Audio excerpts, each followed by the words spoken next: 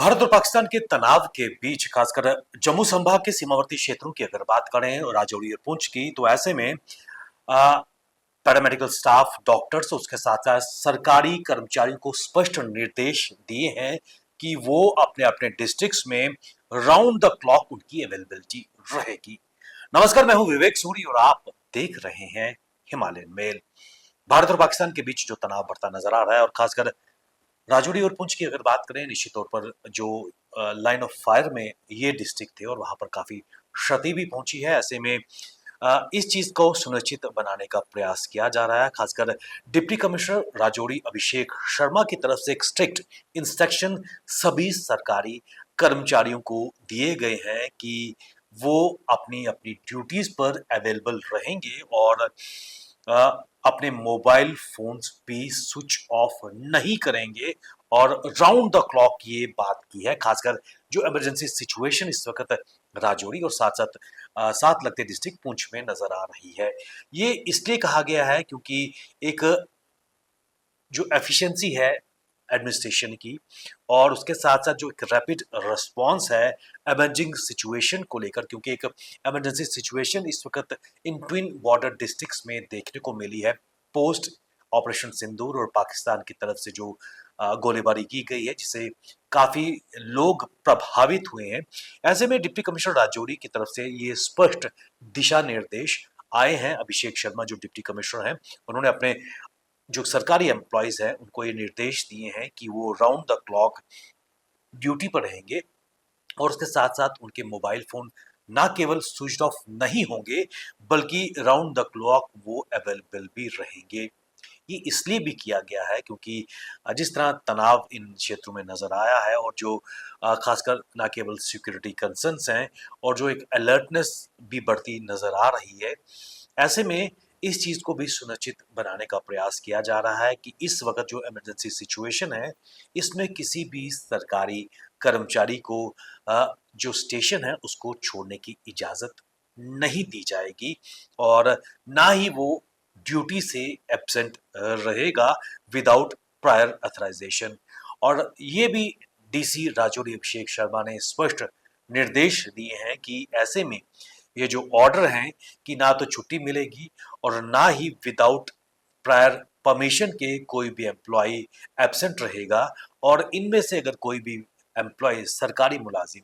गैर हाजिर रहता है या ड्यूटी पे अवेलेबल नहीं रहता है तो उसके खिलाफ, इस नॉन कंप्लायंस के खिलाफ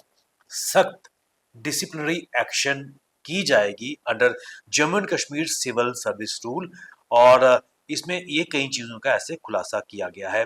और ये भी कहा गया है कि जितने भी अधिकारी हैं, जितने भी स्टाफ हैं, वो रीचेबल रहेंगे ऑफिशियल कम्युनिकेशन के और किसी भी अर्जेंट असाइनमेंट को मीट करने के लिए वो तैयार रहेंगे। ऐसे में डीसी अभिषेक शर्मा की तरफ से जो ऑर्डर आया है उसमें लिखा गया है,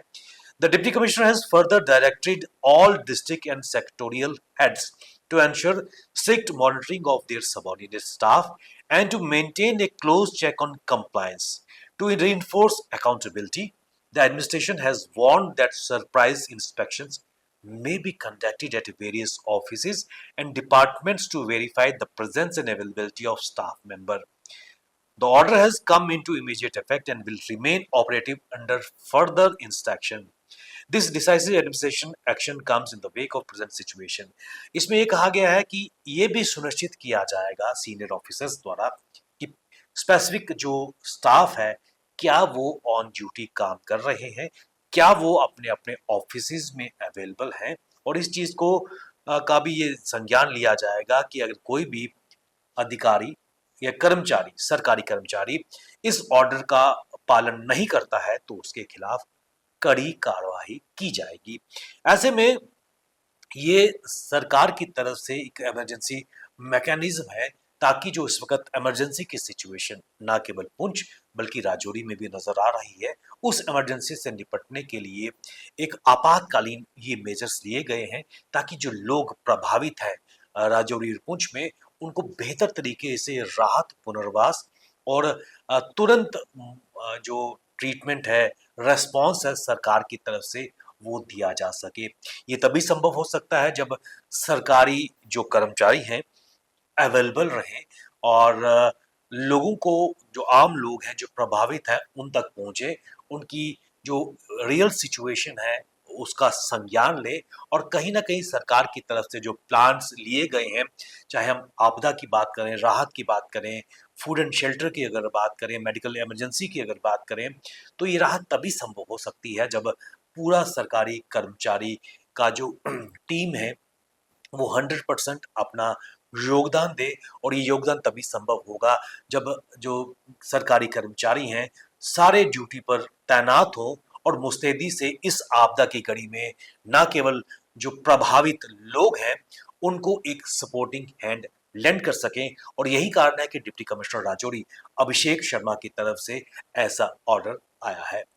बने रहिए आप हमारे साथ। ताजा अपडेट के लिए हमें दीजिए इजाजत। नमस्कार।